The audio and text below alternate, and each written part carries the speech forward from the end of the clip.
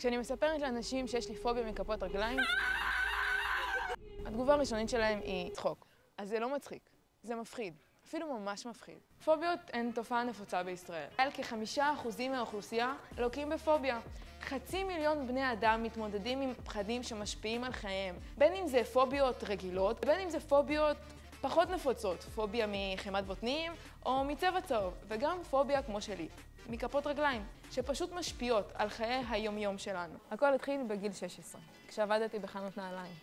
שם הייתי מוקפת במדפים של נעליים, בהמון סוגים, אבל הכי חשוב, היו שם אין ספור כפות רגליים. המגע, הריח והקרבה הפכו את העבודה לסיוט. עם הזמן זה התפתח לפוביה של ממש. כל מפגש עם כף רגל חשופה יכול לגרום לי להתקף חרדה, והתגובות מהסביבה לא עזרו. רובם הם בחרו לצחוק עליי, ואפילו חלק ניסו לקרב אליי כפות רגליים והפכו אותי לבדיחה.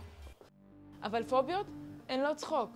פוביות זה תופעות פסיכולוגיות אמיתיות. הן נוצרות משילוב של גורמים גנטיים, סביבתיים, טראומטיים.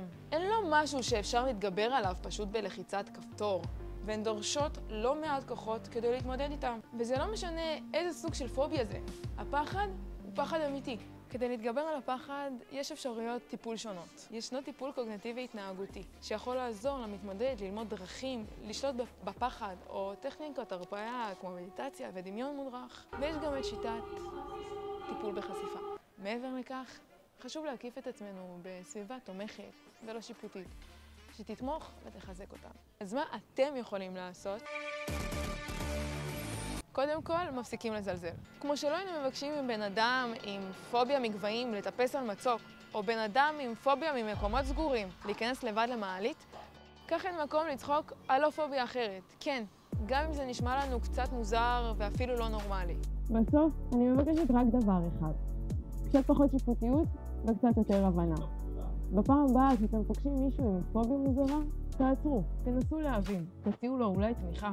בסוף עבורנו זה הבדל קטן, אבל עם משמעות גדולה.